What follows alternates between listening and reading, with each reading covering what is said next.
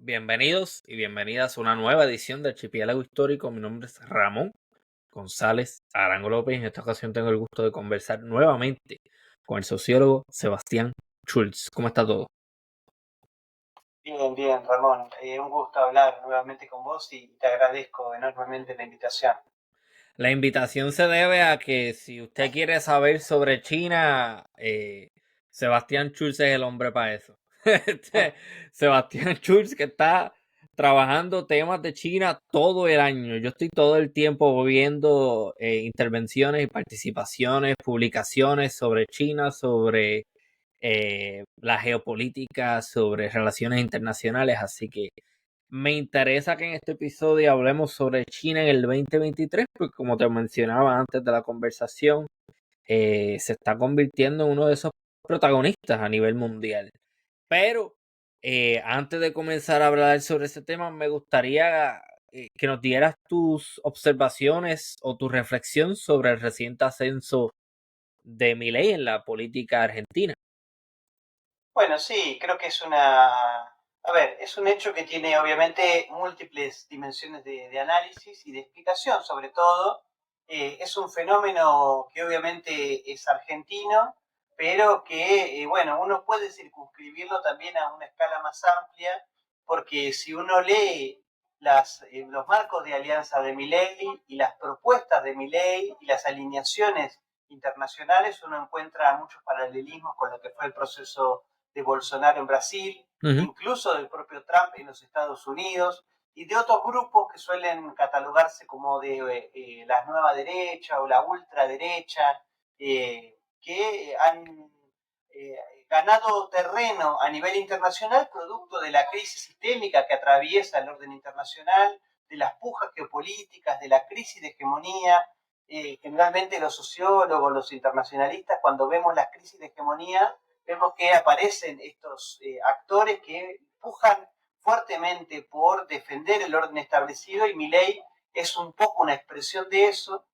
Bueno, sumado también a factores internos, hay que decirlo, una falencia del frente de gobierno anterior, un frente de gobierno que se constituyó en oposición al entonces presidente Mauricio Macri, con posturas progresistas, populares, que, bueno, producto de múltiples cuestiones que fueron pasando, entre ellas la pandemia, la deuda con el Fondo Monetario Internacional, no pudieron dar respuesta a un conjunto de demandas populares, y fue ese mismo pueblo el que, bueno, encontró en Milei, en su histrionismo, en su verborragia, en su antipolítica, también hay que decirlo, un candidato, bueno, factible de canalizar esas disconformidades con el sistema político.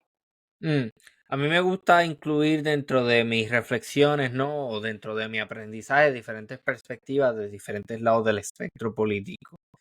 Que recientemente he ido cambiando un poco mi mentalidad sobre la idea de izquierda y derecha, porque he entrado en contacto con los, vamos a decir, trabajos o pensamientos de un filósofo brasileño que se llama Eduardo Mariño, y me parece que tiene unos argumentos bien interesantes. Uno de ellos habla de que la izquierda y la derecha no necesariamente existen, que son unos inventos de la Revolución Francesa, y que la izquierda siempre ha representado la burguesía y la derecha siempre ha representado en ese contexto por lo menos a una aristocracia. No sé qué piensas sobre eso, pero también me gustaría añadir que recientemente escuché comentarios de un comunista brasileño, se llama Ian Neves, y en el que él menciona que realmente lo que está pasando en Argentina y en todo el mundo es que el capitalismo está en crisis, y que dentro de esa crisis aparecen personajes supuestamente antisistemas como Milei, que en lo que realmente están haciendo es prescribiendo más capitalismo a un sistema que ya está en decadencia y que es problemático. ¿Qué piensas sobre eso? ¿Estás de acuerdo o en desacuerdo? No, estoy completamente de acuerdo y a ver, es algo que desde las ciencias sociales y desde la política y la geopolítica venimos analizando desde hace mucho tiempo. Coincido con lo que vos decís, las categorías de izquierda y derecha, bueno, son categorías creadas en Occidente, creadas en Europa para explicar un sistema político particular a fines del siglo XIX, quizás principios del siglo XX, incluso hasta el siglo XVIII podemos remontarnos, algo muy alejado tanto en tiempo como espacio de los actuales procesos políticos en América Latina y el Caribe particularmente. Acá, digamos, se complejiza mucho más la situación porque, bueno, uno es parte de la periferia, es parte del sur global, y en esa periferia uno tiene, digamos, por lo menos para empezar a hablar, dos grandes sectores político-ideológicos, unos más ligados al mercado mundial y unos más ligados a la inserción en este sistema económico internacional, que acá en Argentina, ligados principalmente al agro, pero en otros países más cercanos a la minería, recursos naturales en general. Y sectores, por otro lado, más, si querés llamarlo, industrialistas o mercado internistas, sectores de las economías regionales, de la industria nacional, que generalmente son sectores más nacionalistas. Vos tenés sectores más internacionalistas y más nacionalistas que pujan.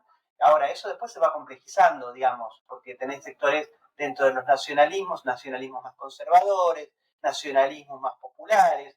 Dentro de los internacionalistas tenés sectores de un liberalismo más individualista, un liberalismo de corte más, bueno, neoliberal, y sectores de un liberalismo también popular, digamos. Y bueno, todo eso en distintos momentos de la historia se va imbricando de distinta manera, van conformando marcos de alianza distintos. Acá en Argentina, a partir de la década del 50, solemos hablar de que la gran antinomia ya no es izquierda y derecha, sino que es pueblo y oligarquía, digamos, en donde, bueno, pueblo no solo son la clase trabajadora, sino también es la pequeña y mediana industria nacional, son, digamos, los pequeños y medianos trabajadores rurales, y oligarquía ya no es la oligarquía clásica terrateniente, sino que con las transformaciones del sistema capitalista, vos tenés, bueno, grandes grupos financieros globales o transnacionales que también pujan al interior de nuestro país, y eso va conformando, bueno, marcos de alianzas heterogéneos que incluso de una elección a otra conforman marcos de alianza o frentes electorales distintos enfrentados entre sí. Milei es sin duda un personaje que va, ya es polémico antes de ser presidente. Vamos a ver qué va a estar haciendo en los próximos meses y años hasta que termine su presidencia. Me interesa también explorar, siendo un experto, ¿no?, en China, cuáles son las relaciones o no relaciones, porque él habla pestes, como decimos en Puerto Rico, de China. ¿Qué tipo de relación tendrá Argentina y China en los próximos años, por lo que ves? Bueno, creo que es una pregunta muy interesante y que nos hacemos todos acá en Argentina y que creo que, bueno, tiene que ver mucho con el análisis que uno puede hacer de esas relaciones y en otra gran dimensión con cómo se vaya dando la dinámica política al interior del frente del nuevo gobierno, digamos, de la alianza de gobierno que acaba de asumir. Porque bueno, es claro, digamos, conocemos las declaraciones de Milei en el marco de su campaña electoral. Milei sostuvo una política muy parecida a la que sostuvo en su momento Bolsonaro. Digamos, no voy a hacer negocios con comunistas, China es un país comunista, mi marco de alianzas va a ser, lo dijo Milei, ¿no? Las democracias occidentales, las democracias liberales. Milei habló del mundo libre, Estados Unidos, la Unión Europea, distanciándose no solo de China, sino también de Rusia, sino también de Brasil, incluso de Brasil, digamos, llamó a romper relaciones diplomáticas con Brasil. Bueno, de hecho, bueno, ya Milei dijo que Argentina iba a denegar su ingreso al BRICS, digamos, un ingreso que se confirmó en la última cumbre del bloque en Johannesburgo, que iba a ser efectiva a partir del 1 de enero de 2024, y Milei dijo que ya la iba a dejar de lado. Ahora, una cosa es el Milei de la campaña electoral Otra cosa es cuando Milei asume la presidencia. Y cuando Milei asume la presidencia, empieza el ajedrez de la política de los grupos políticos y económicos que son parte del gobierno de Javier Milei, de los cuales, a ver, muchos los conocemos, porque fueron los mismos que fueron gobierno con Mauricio Macri. En el gobierno de Milei, vos tenés, por un lado, los grandes grupos económicos locales. O sea, su mayor expresión es Mauricio Macri. Mauricio Macri es un gran empresario, digamos, llamémosle nacional, porque sus capitales son nacionales, dueño de un grupo importante que es el Grupo Macro, pero también tenés empresarios ligados al comercio de alimentos, a la gestión de aeropuertos, a la obra pública. Pero por otro lado también tenés sectores muy ligados a la embajada norteamericana, a los sectores más conservadores de la política estadounidense, digamos. La gran expresión de eso son Patricia Bullrich y Caputo, el actual ministro de Economía. Ellos son alfiles de los sectores más neoconservadores en Estados Unidos. Y ahora, en las últimas semanas, se ha sumado con mucha fuerza Federico Sturzenegger, que fue expresidente del Banco Central con Mauricio Macri, y es una persona muy ligada a las finanzas globales transnacionales que también juegan al interior de los Estados Unidos, con mucho diálogo con Biden y con mucho diálogo con las finanzas internacionales en general y con muchos negocios en China. A ver, si hay un grupo que quiere romper definitivamente relaciones con China, son los sectores ligados a Patricia Bullrich y a Caputo. Pero tanto el macrismo, el núcleo duro del macrismo, como Federico Sturzenegger, somos partidarios de continuar con los negocios económicos con China. Entonces ahí tenés una puja muy fuerte. Ahora bien, el consenso que existe entre todos los grupos al interior del nuevo frente de gobierno es que no va a haber un alineamiento geopolítico con China. Digamos, ni con los BRICS, ni con China, el alineamiento geopolítico va a ser con los Estados Unidos. Ahora, una cosa es eso, otra cosa son los negocios que haga el nuevo gobierno con China, que eso se aspira a que se continúe. Pero, ¿cómo funciona ese acuerdo con el BRICS? O sea, la entrada en enero, como menciona. ¿Eso es algo que realmente puede romper o es algo que se firmó previamente y que va a pasar aunque él no lo quiera? Bueno, es que una cosa es la institucionalidad, pero después está la política. Yo entiendo por los dichos de la canciller Diana Mondino y por los dichos del propio Milei que no hay posibilidades de que Argentina ingrese en el corto plazo a los BRICS. Ya lo dijeron, los procedimientos institucionales, la verdad que los desconozco porque, a ver, el BRICS también es un bloque con escasa institucionalidad. No es que es un foro que está fuertemente institucionalizado. Digamos, de hecho, no existe o no un mecanismo estandarizado para aceptación de las nuevas membresías. Las nuevas membresías se definen más en función de la política del bloque, de los consensos políticos a lo que llegan los Estados miembros. Lo que se ha dicho, lo que ha trascendido mediáticamente es que Argentina debería enviar una carta a cada uno de los países del bloque, desistiendo de su invitación a participar. Eso yo entiendo que no ha ocurrido y quizás ni ocurra. Digamos, Argentina directamente no se sume a la dinámica del bloque, porque creo que hoy el consenso al interior del Frente de Gobierno es que no es necesario entrar al BRICS. Ahora bien, yo lo que creo es que esa decisión en algún momento se va a topar con una realidad. Es que si Argentina, necesita fondos, necesita recursos, esos recursos no los puede encontrar en los Estados Unidos, porque básicamente Estados Unidos no los tiene. No tiene recursos para ofrecer. Estamos hablando de un país que estuvo al borde de entrar en default en 2023.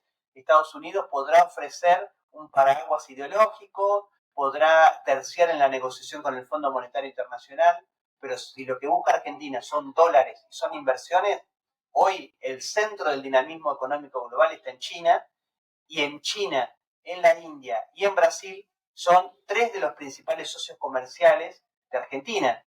Entonces, hay muchos empresarios nacionales que tampoco ven con buenos ojos romper cualquier tipo de relación con estos países. Yo creo que en el mediano plazo quizás se pueda rever esta decisión de no ingresar al BRICS. Mencionas que el BRICS tiene como una falta de institucionalidad. ¿Eso es por diseño o se debe a una falta de, vamos a decir, planificación? No, yo creo que hay una decisión o una mirada, un consenso en los miembros del bloque de que la política está por encima de la institucionalidad, digamos, de que el bloque de BRICS lo sabemos, es un bloque muy heterogéneo, digamos, porque China y la India, por ejemplo, tienen disputas disputas históricas, no solo territoriales ni fronterizas, sino también disputas políticas muy fuertes por, bueno, la hegemonía regional. Rusia y China, si bien han acercado muchas posiciones en los últimos años, bueno, también son dos potencias muy fuertes. No es la misma la postura de Rusia que la de Brasil, incluso ahora con la incorporación de nuevos miembros, eso se complejiza aún más. Entonces hay una mirada de los miembros del bloque de que la institucionalizar o forzar una institucionalidad quizás vaya en desmedro de la política del bloque. Es decir, si uno institucionaliza, uno regula.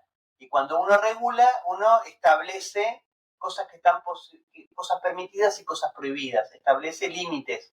Y hay una visión del bloque de que esos límites quizás puedan restarle fuerza o restarle potencia al bloque. Un bloque menos institucionalizado, más flexible, permite contener miradas disímiles sobre el orden internacional. Digamos, presentar una posición conjunta cuando la hay, y cuando no la hay, no decir nada.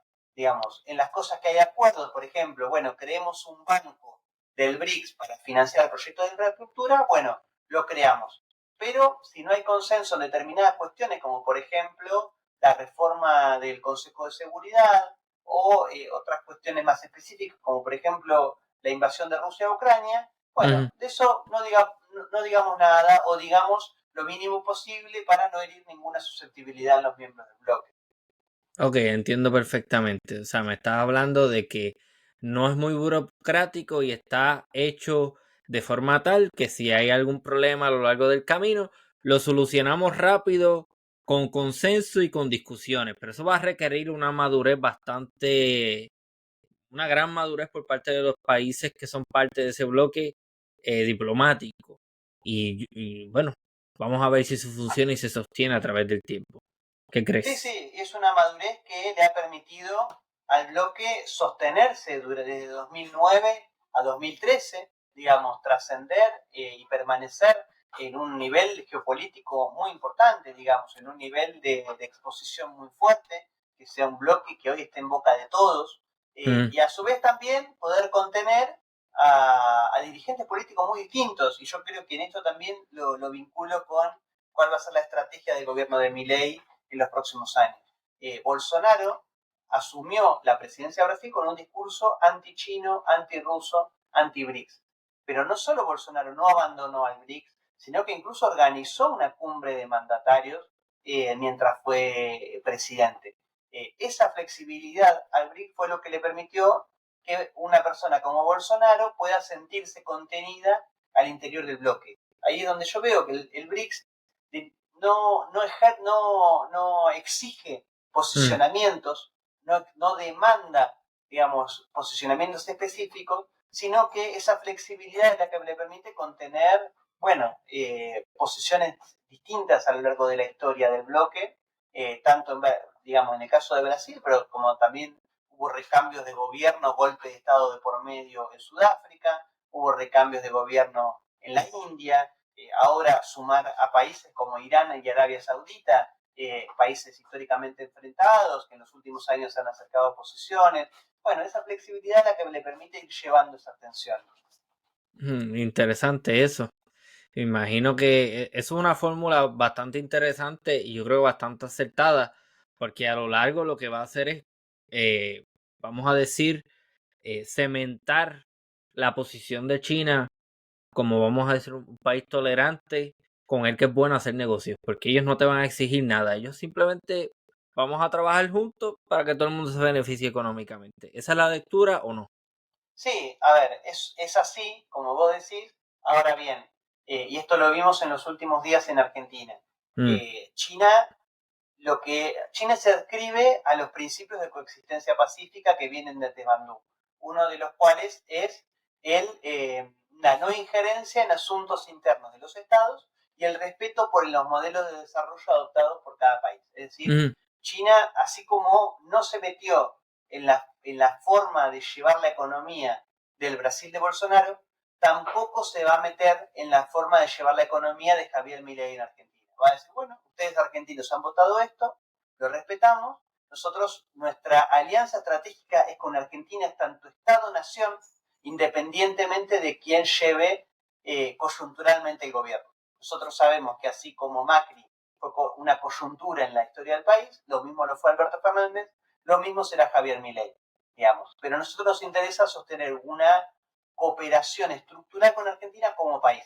Ahora bien, y esto es lo que ha aparecido en las últimas semanas e incluso días en Argentina, tampoco vamos a hacer locuras, digamos. Nosotros pusimos mucha plata en Argentina, digamos, hasta en los últimos años el 54% de las reservas del Banco Central Argentino eran un swap, un intercambio de divisas que Argentina tenía con China. Digamos, China puso mucha plata en Argentina y está dispuesto a poner mucha plata en Argentina. China tiene muchas inversiones en áreas estratégicas.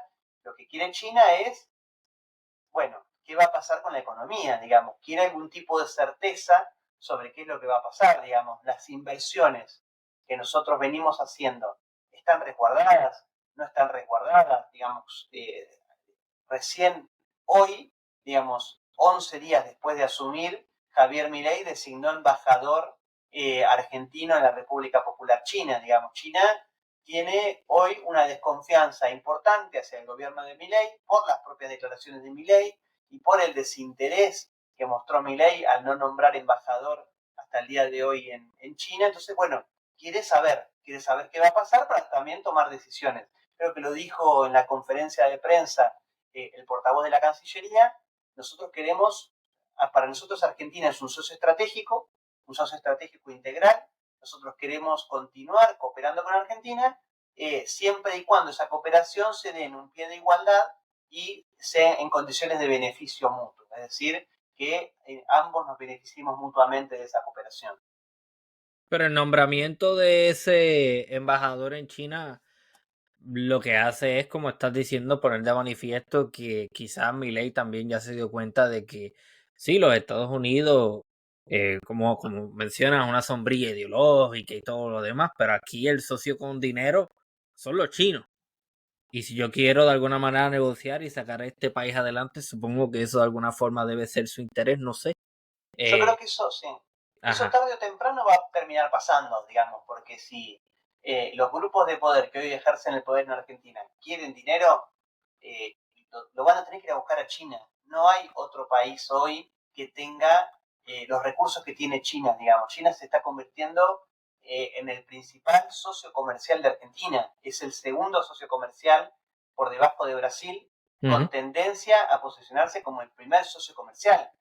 China compra muchos productos argentinos, pero principalmente materias primas, y podría comprar todavía más, digamos, que eso es algo que se venía discutiendo en el gobierno nacional en los últimos años, porque si bien China es el segundo socio comercial, China, digamos, nosotros le compramos a China mucho más de lo que le vendemos, digamos, entonces hay un déficit comercial fuerte con China, un déficit comercial que no tiene Brasil, que también exporta a China cuestiones parecidas a las que importamos nosotros. Nosotros podríamos exportar todavía mucho más a China. Nosotros podríamos venderle mucho más productos a China y China había firmado una aceptación de equilibrar la balanza comercial. Nosotros tenemos muchas oportunidades de negocios con China.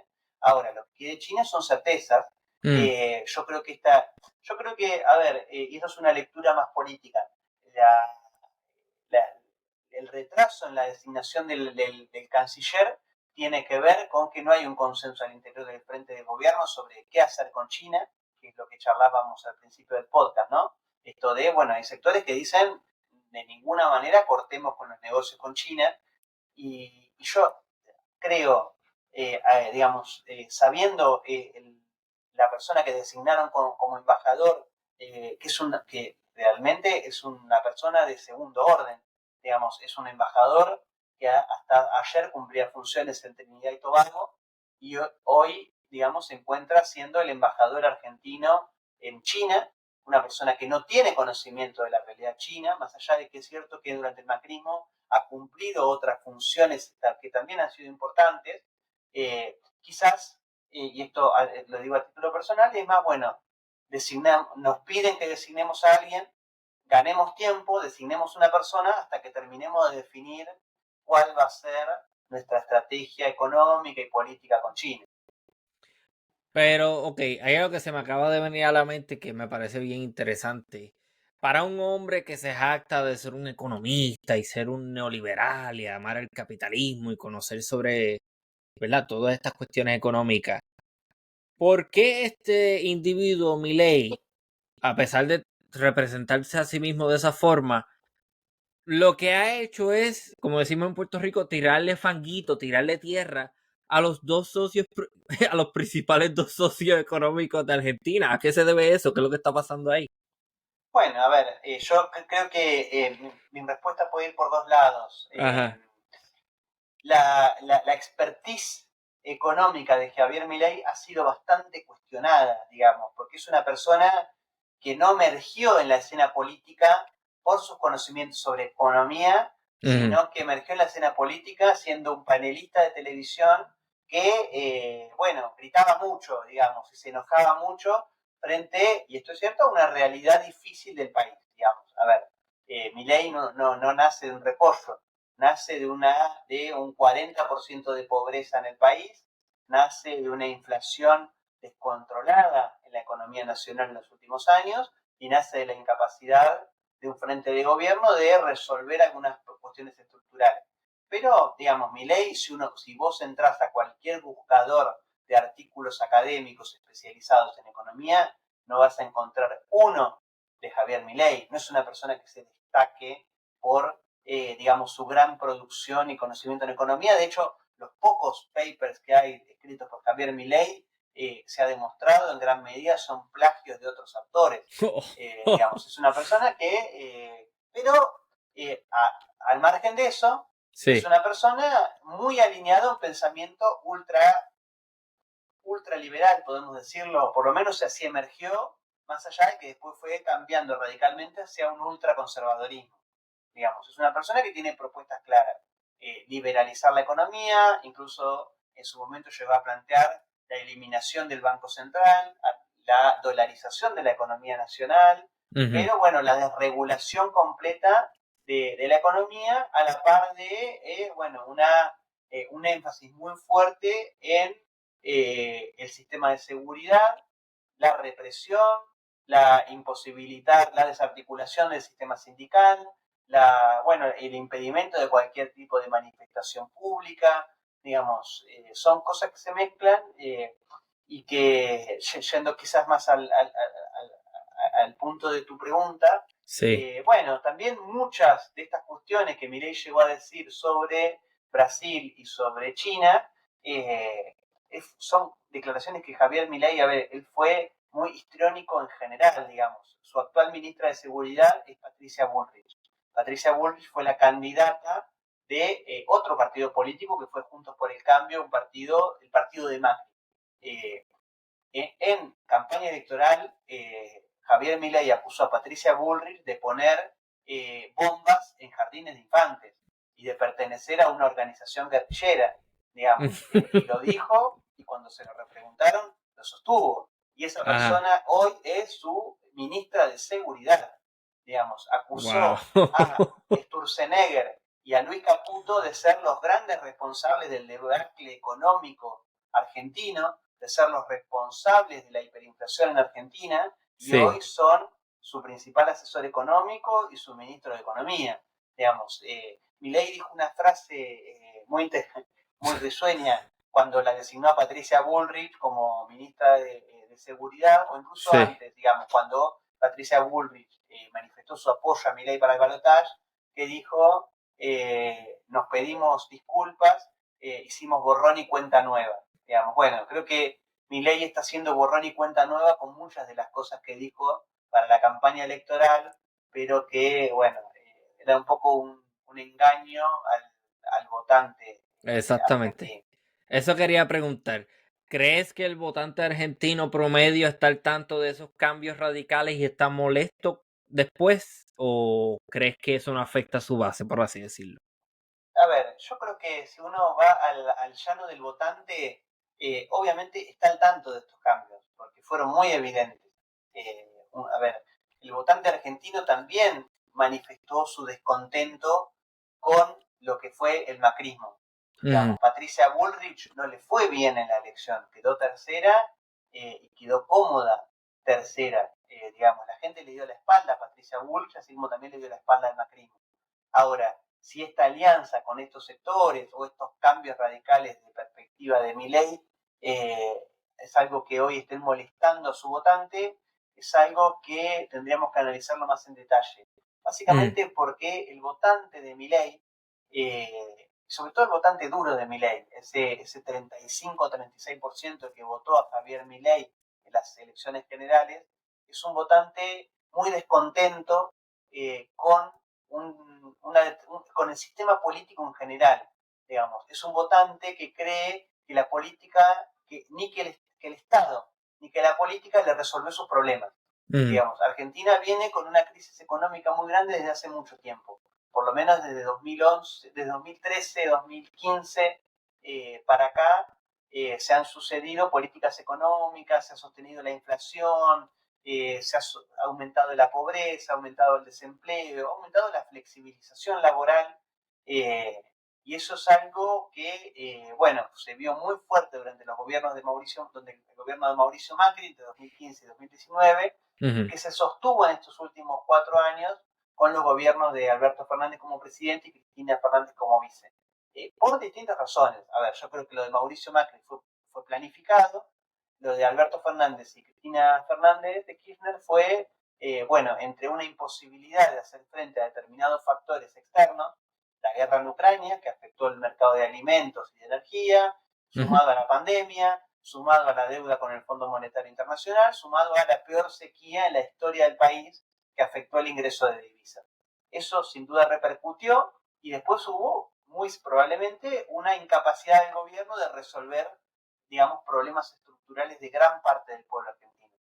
Ahora bien, más allá de las causas, todo eso generaron un gran descontento en el electorado y en el pueblo en general, que ve que el Estado en estos últimos 10, 15 años, o por lo menos, sí, llamémosle 10 años, no le ha resuelto los problemas, que el Estado no ha generado condiciones para la estabilidad laboral, para detener la inflación, para frenar la pobreza, y ve en una persona muy histrónica que grita mucho, que le echa la culpa al Estado y que le echa la culpa a la política de sus problemas, ve una persona con, bueno, votemos algo distinto.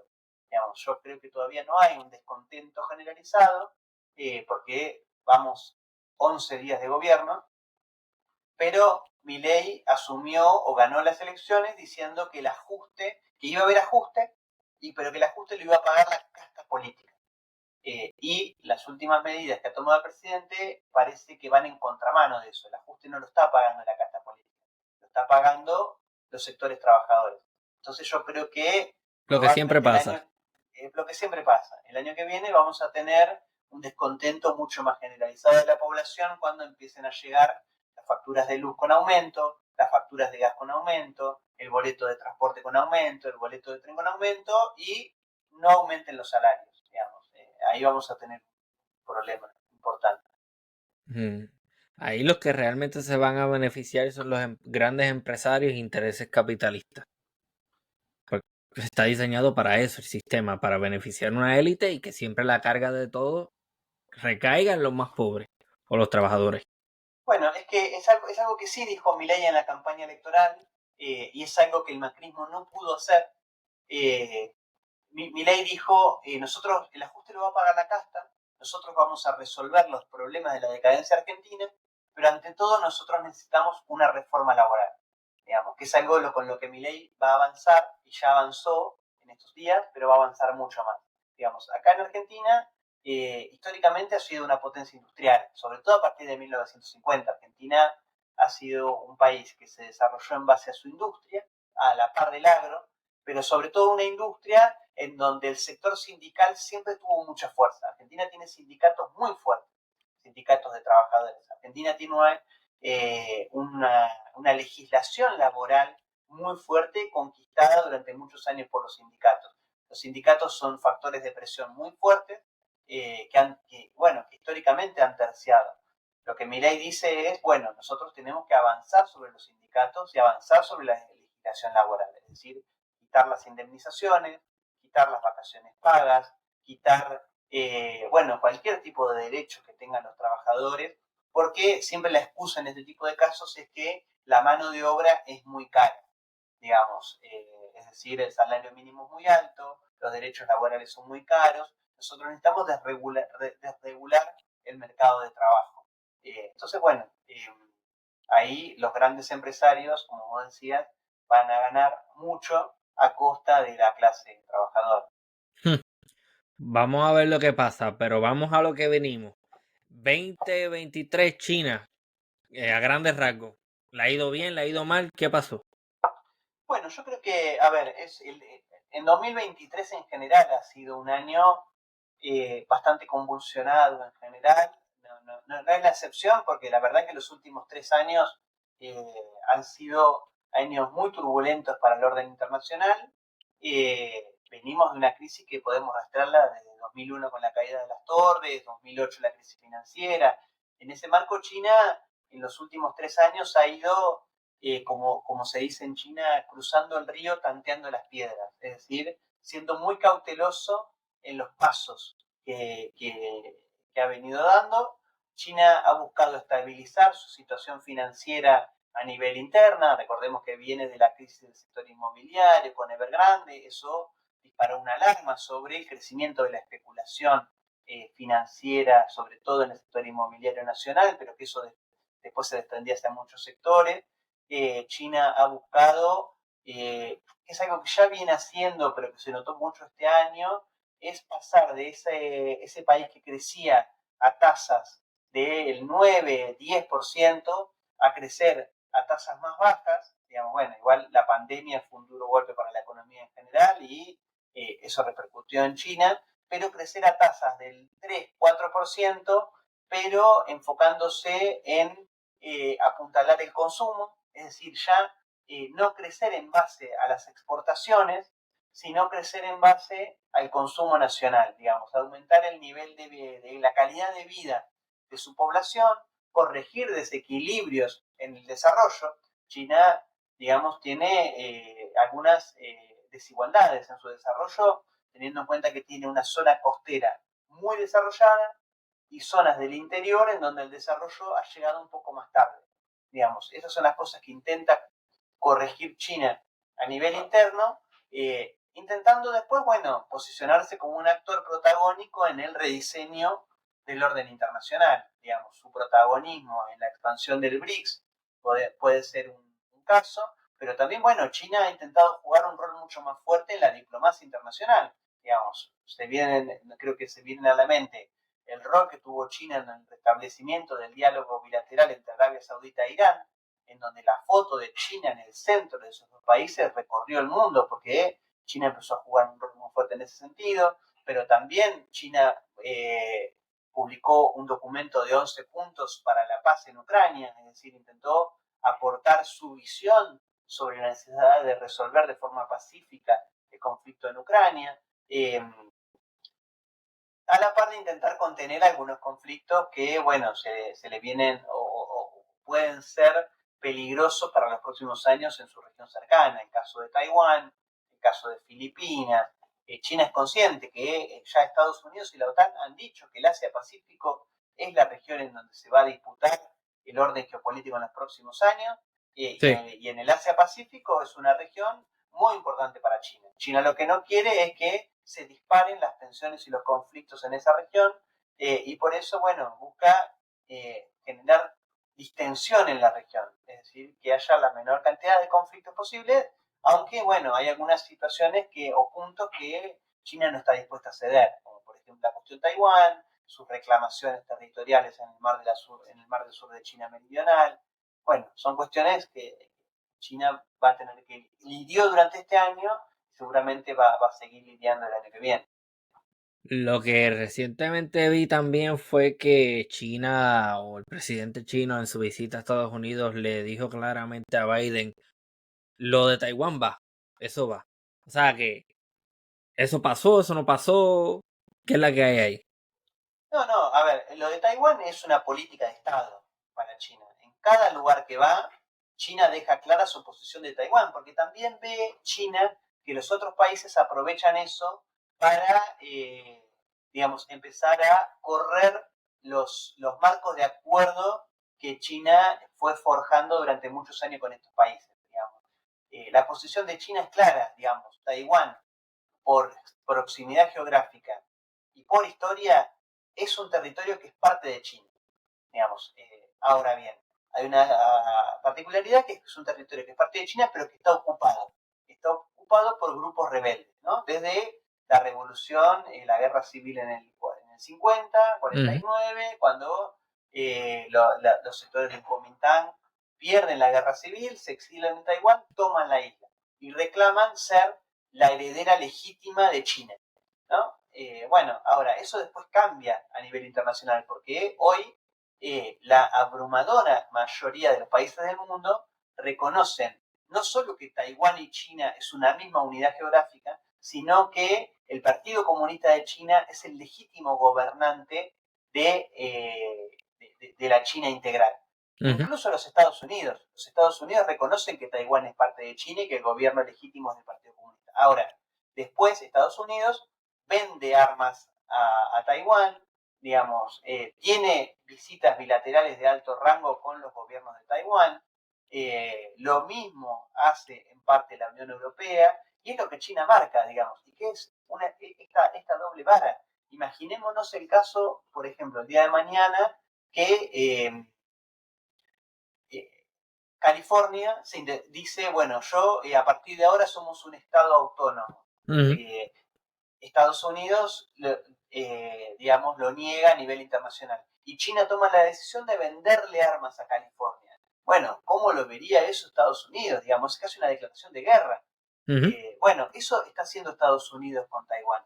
Y eso es lo que China todo el tiempo marca. Digamos, ojo con cruzar la línea roja de Taiwán y de pensar que Taiwán puede ser, bueno, o sea, lo que más se está proyectando ahora, la posibilidad de que se independice, que se plantee como un país independiente.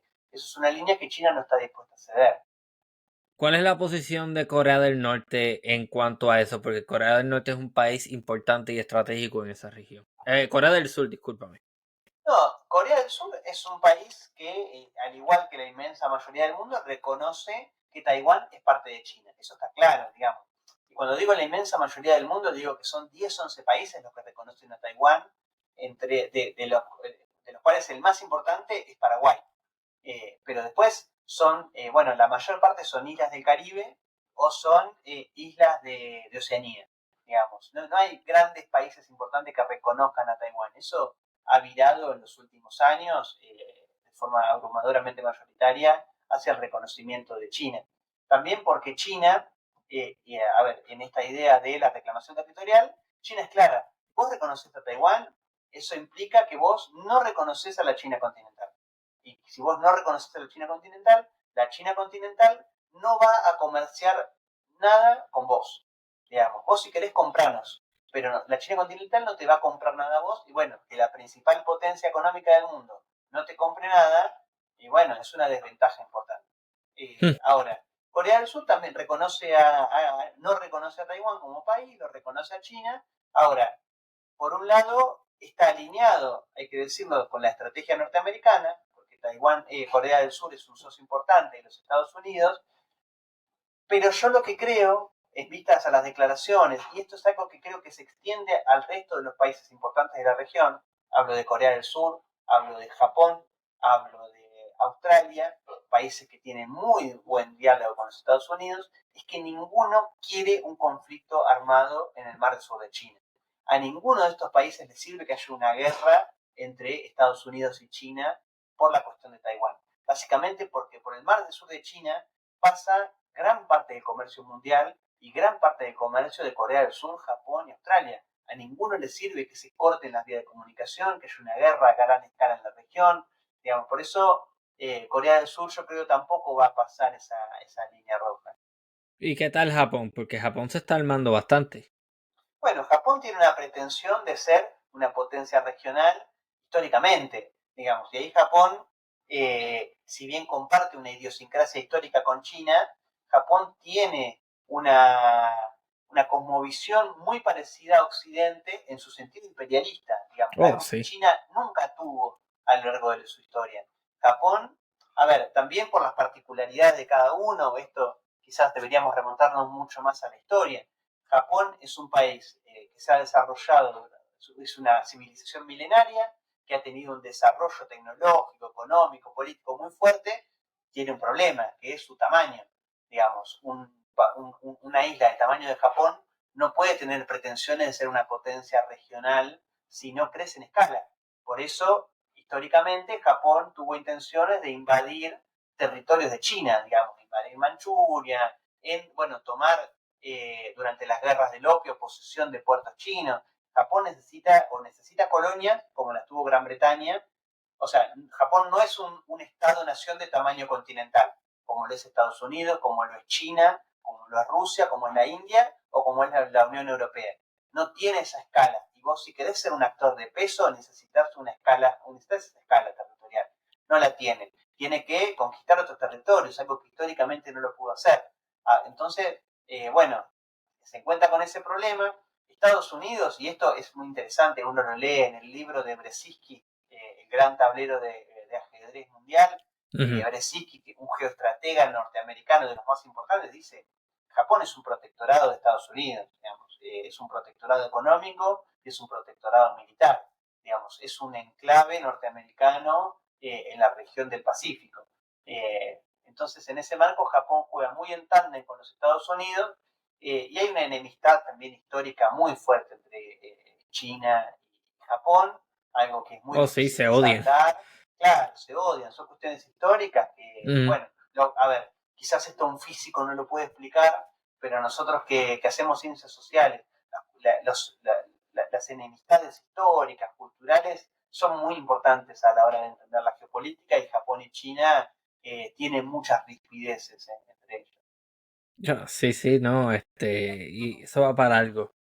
Japón, bueno, la famosa The Rape of Nanking, ¿cómo es? La Sí, violación sí, de Nanking, eso la está masacre de vivo. Nanjing. Sí, sí, sí, eso Sí. está muy vivo.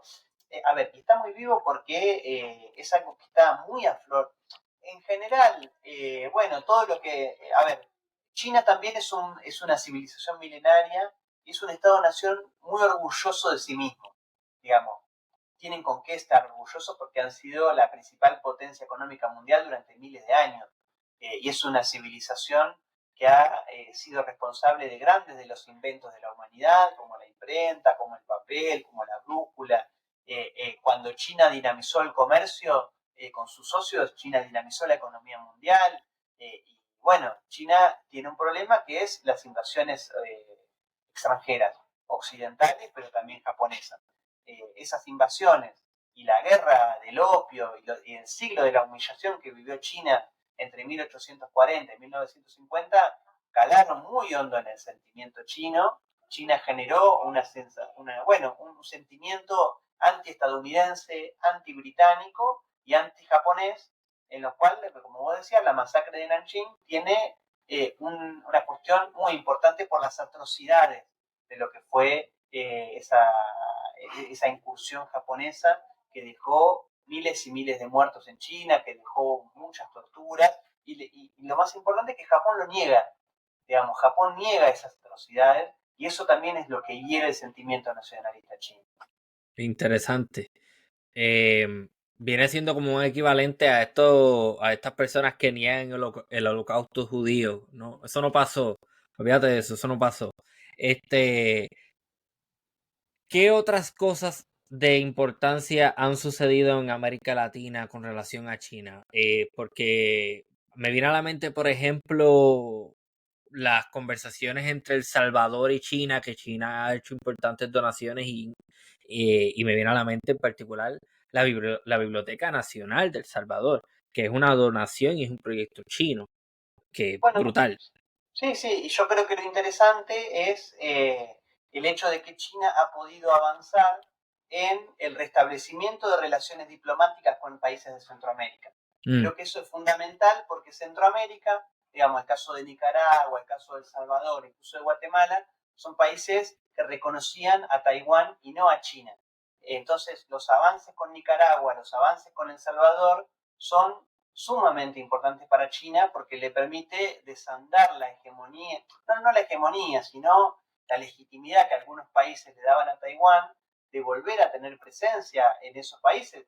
Recordemos el caso de Nicaragua, en donde una empresa china tenía intenciones de construir un canal bioceánico o interoceánico en Nicaragua, algo que no iba a pasar mientras Nicaragua reconozca a Taiwán y no reconozca a China. Ahora, Nicaragua reconociendo a la República Popular China es otra cuestión. Además, generalmente estos países también se han incorporado a la iniciativa de la Franja y la Ruta, la nueva ruta de la seda de China, y ya son 22 países de la región los que son parte de la nueva ruta de la seda de China. Entonces, bueno, creo que para China es importante su relación con Brasil, es importante su relación también con Venezuela, con Bolivia, pero también con Chile, con Perú, incluso con Ecuador, donde China ha firmado recientemente un tratado de libre comercio. Digamos, China tiene 4 tratados de libre comercio con países de la región, con Chile, con Perú, con Ecuador y Costa Rica, digamos, con la mayor parte con países de la costa Pacífico. China le da mucha importancia a la costa Pacífico con América Latina porque básicamente es el punto de interconexión más claro. Y en ese marco, bueno, para China creo que hay dos cosas que serían muy importantes para el próximo año, que son, por un lado, que Brasil se incorpore a la iniciativa de la Franja y la Ruta, que Brasil todavía no es parte y con Lula hay muchas posibilidades. Lo mismo podríamos decir de México. México tampoco es parte de la nueva ruta de la seda, aunque con México es un poco más difícil por la cercanía de México con los Estados Unidos. Y una cuestión que también China ha venido intentando avanzar es en el acuerdo de libre comercio con el Mercosur, con Brasil, Uruguay, Argentina y Paraguay. Es muy importante para China. En general, los distintos países también han planteado la necesidad de avanzar en ese sentido, de generar un acuerdo comercial entre China y el Mercosur. Uruguay ha sido el que más firmemente lo ha planteado. Incluso Uruguay ha dicho, si el Mercosur no firma un acuerdo comercial con China, lo firmaremos nosotros por nuestra cuenta, aunque eso rompa el Mercosur, porque Uruguay no lo puede hacer permaneciendo en el Mercosur. Ahora bien, el principal escollo para que China firme un acuerdo de cooperación con el Mercosur es Paraguay, porque Paraguay no reconoce a la República Popular China. Digamos, Paraguay reconoce todavía a Taiwán y la posición de China es clara. Vos no reconoces a la República Popular, digamos, no va a tener ningún tipo de acuerdo con vos, digamos, es una cuestión de Estado. Si Paraguay sigue reconociendo a Taiwán, no hay ningún tipo de posibilidad de que haya un acuerdo comercial entre Mercosur y China. ¿Crees que eso vaya a cambiar? Porque en mi opinión Paraguay es un país de estos que es bastante calladito a nivel internacional, uno no escucha mucho de ellos, a menos que sean uno de esos países inmediatos, que son vecinos. Eh, ¿Crees que eso vaya a cambiar? ¿Cómo lo ves? Bueno, había intenciones en función de cómo se dieron los resultados de la elección presidencial última de Paraguay. Ahora bien, con el candidato oficialista ganando la elección, bueno, es más difícil, digamos, porque ya el nuevo gobierno de Paraguay ha dicho que no va a cambiar su estatus de reconocimiento diplomático. Y bueno, eso por lo menos entiendo que en los próximos años es muy probable que no cambie, que se mantenga igual. Hmm, Pregunto porque yo realmente de Paraguay no sé nada. No sé de qué orientación es su gobierno, no sé quién es el presidente, no sé cuáles son sus políticas. Así que me parece bien interesante eso de Paraguay. Eventualmente me gustaría traer participación paraguaya al podcast. Sí, sí, bueno, el presidente Santiago Peña, que a ver, Paraguay es un país que al igual que Argentina, que Brasil, que Uruguay, es un importante productor de materias primas alimentarias, es también uno de los principales socios de los Estados Unidos en la región, tiene una ubicación estratégica porque es un pivot, al igual que Bolivia, ¿no? Es un pivot entre Brasil y Argentina, está ubicado en el centro de Sudamérica, está ubicado en el acuífero guaraní, y en ese marco también Paraguay es un importante paraíso fiscal. De hecho, en Paraguay tiene radicadas muchas empresas exportadoras de granos que facturan en Paraguay para evadir impuestos. Esto es algo que se ha denunciado mucho en Argentina, porque Paraguay, digamos, los granos que se producen en Argentina salen en gran medida por el río Paraná, van directo al río de la Plata y de ahí salen al mundo. El río Paraná es un río compartido entre Brasil, Paraguay. Entonces muchas empresas se radican en Paraguay para, bueno, subfacturar. Y eso es algo que cuenta con el aval de los Estados Unidos, que ha sido denunciado, pero bueno, ha habido pocos avances porque hay mucho dinero en el medio. Entonces, bueno, ahí la cuestión de Paraguay es una cuestión difícil, pero bueno, creo que no es muy factible que cambie su estatus diplomático y reconozca a China en los próximos años. Interesante. ¿Cuáles son los planes de China para el 2024? Bueno, yo creo que ahí tiene que ver, digamos, en gran medida lo que va a buscar China va a ser afianzar eh, la ampliación del BRICS, ¿no? Como veníamos mencionando. A partir del 1 de enero va a comenzar a funcionar el BRICS ampliado con Arabia Saudita, con Irán, con Egipto, con Etiopía, con Emiratos Árabes. Pero bueno, también hay que decir que el BRICS en su declaración final dejó abierta la posibilidad para seguir discutiendo nuevas membresías en 2024. Yo creo que eso China tiene también muchos aliados que busca incorporar al bloque. Uno de los más importantes es Pakistán. Pero bueno, también están los casos, a ver, si Argentina deniega su participación al bloque, ya Bolivia también ha dicho que le interesa participar. Eso puede ser algo que a China le resulte interesante porque Bolivia también es un país importante de Sudamérica, es una de las principales reservas de litio, que a China le interesa mucho. China tiene muchos acuerdos con Bolivia en ese sentido. Pero bueno, digamos, yo creo que hay un desafío en el frente externo que tiene que ver con seguir posicionándose como un actor protagónico a nivel global y sobre todo con ser un actor que tenga la capacidad de desactivar determinados conflictos a nivel internacional. Le hace la cuestión de Ucrania, le hace la cuestión de Israel y Palestina, como cualquier otro conflicto que puede llegar a surgir. Digamos, frente a estos conflictos, China tiene la intención de participar en su resolución. Ahora, después, bueno, sobre todo el diálogo con Estados Unidos también es un frente abierto que China busca por lo menos mantener en lo más estabilizado posible, que no se desajuste ese vínculo, que no recrudezcan las tensiones. Bueno, obviamente China va a estar muy expectante a qué pasen en las elecciones en los Estados Unidos, digamos, cuál sea el rumbo del gobierno en los próximos años. China también tiene, a la par de la cuestión interna, de, bueno, continuar con el proceso de fortalecimiento de un modelo de desarrollo basado en lo que ellos denominan la prosperidad común, es decir, aumentar el consumo interno, corregir los desequilibrios en el desarrollo, trabajar sobre algunas cuestiones estructurales como por ejemplo la vivienda. Después hay una cuestión clave, que es la cuestión tecnológica, en donde China seguramente también, bueno, continúe con su proceso de expansión el año que viene, todo lo que tiene que ver con la tecnología 5G, la tecnología 6G, la expansión de Huawei a nivel internacional.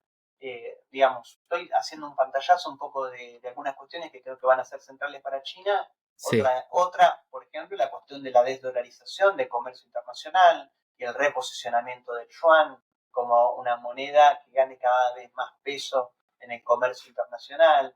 Bueno, creo que son, digamos, para ir mencionando algunas cosas que van a tener mucha presencia en la política interna y externa de China.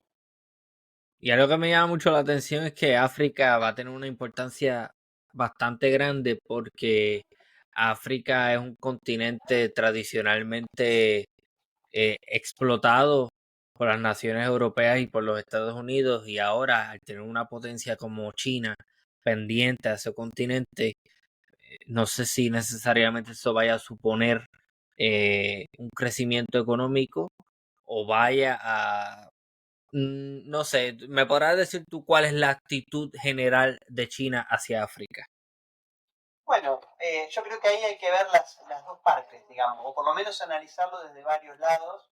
porque lo que vos decís es una realidad, digamos. África es un continente que ha sido históricamente explotado, principalmente por las potencias europeas, aunque también por los Estados Unidos, pero principalmente por las potencias europeas. Sí. Es un país con muchas falencias, es un continente con una brecha de infraestructura muy grande, con problemas de desigualdad muy fuertes, y en donde, producto también del repliegue de Europa y del aumento de las capacidades de muchos de los países africanos, han ido teniendo más autonomía para desarrollar su política exterior.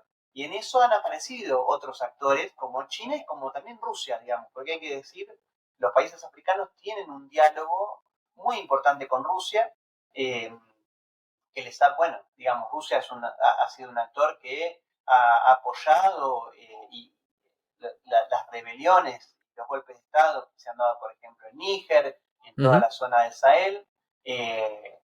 Estos países han reconocido y han saludado y agradecido la ayuda de Rusia en este sentido, pero en el caso de China particularmente, China tiene acuerdos muy importantes en términos de recursos naturales con muchos países de la región.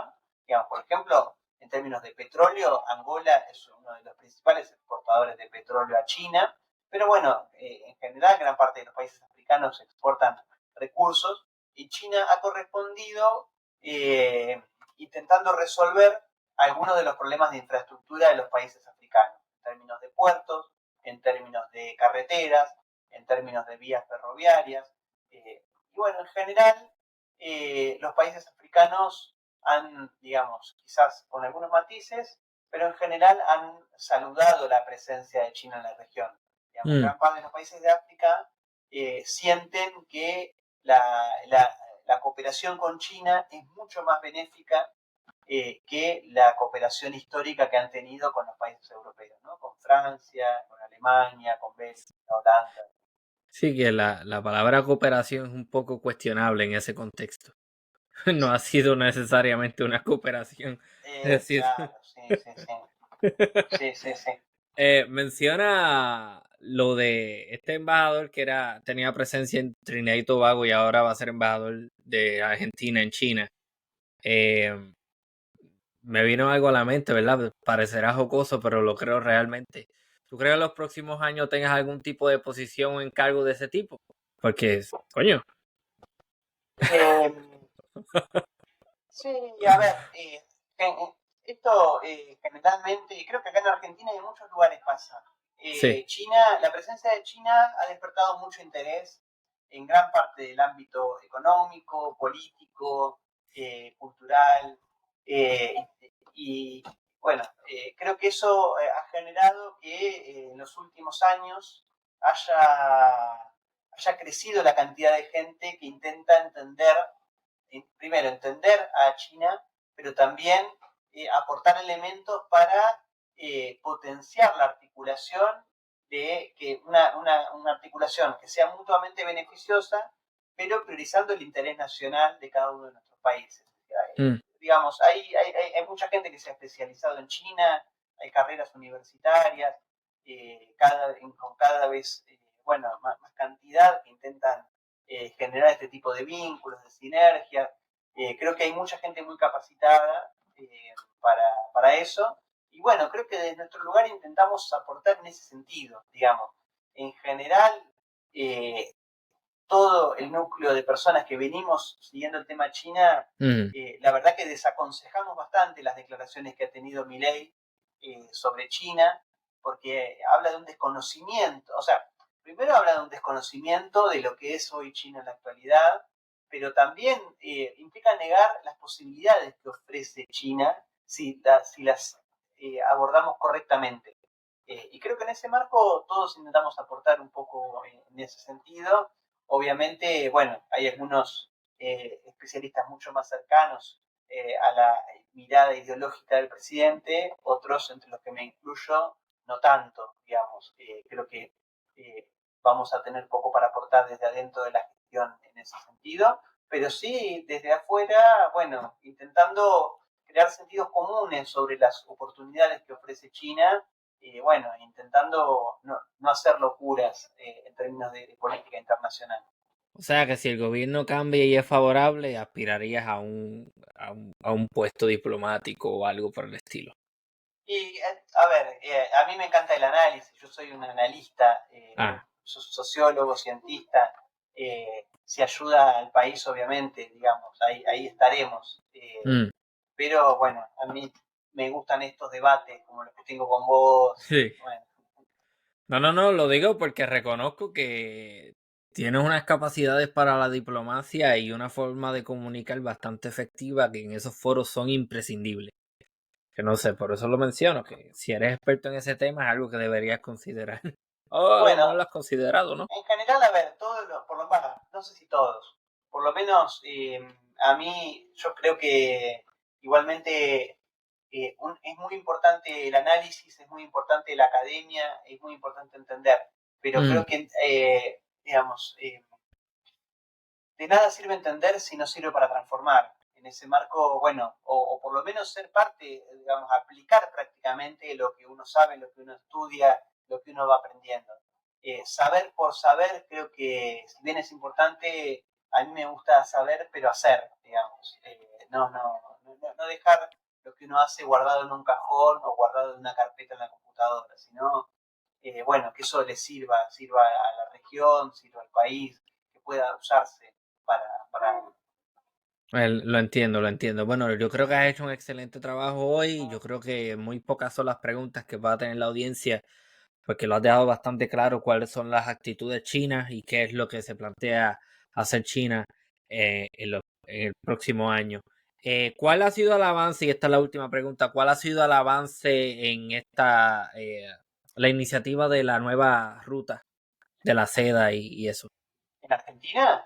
No, no, no. El Ah, plan este que tiene China de crear el nuevo camino, sí, la iniciativa de la Franja y la Ruta, eso mismo, la sí. nueva ruta de la seda. Bueno, a ver, este año se cumplieron 10 años de la iniciativa de la Franja y la Ruta. China lo celebró organizando un foro, un foro internacional en Beijing, donde asistieron, bueno, gran cantidad de delegaciones internacionales, más de 150 países que participaron con delegaciones en el foro. Sí. Bueno, recordamos, hay más de 150 países que se han adherido a la iniciativa y en la cual China ha destinado muchos recursos. A ver, la iniciativa ha tenido un desarrollo a veces más rápido, a veces más lento, también producto de los avatares internacionales. Recordemos una iniciativa que nació como una propuesta de conexión de China con su periferia más cercana, digamos, eran corredores económicos con Pakistán, con el sudeste asiático, con Mongolia y Rusia, con Asia Central y con Europa. Digamos, esa era la iniciativa original, una iniciativa que después se fue ampliando, porque después se empezó a incorporar a Oceanía, después se incorporó al continente africano, y en 2018 recién se incorporó a América Latina en la iniciativa, ¿no? Decíamos, de 2018 a esta parte, 22 países de la región se incorporaron. Pero bueno, después vino la pandemia obviamente impactó en la economía internacional y la iniciativa de la Franja y la Ruta no fue la excepción. China también fue aprendiendo de su vinculación con el resto del mundo, por eso hoy, bueno, China ya quizás no otorga grandes préstamos o grandes financiamientos para grandes obras de infraestructura, sino que lo que dice China es que va a priorizar muchas pequeñas obras que, digamos, impacten en la calidad de vida de las personas. Por otro lado, también lo que China ha anunciado es que va a destinar recursos principalmente a obras que impacten en mitigar el cambio climático, en lo que se llama la ruta de la seda verde, y también en ese marco va a dejar de financiar obras en carbón o en hidrocarburos en general.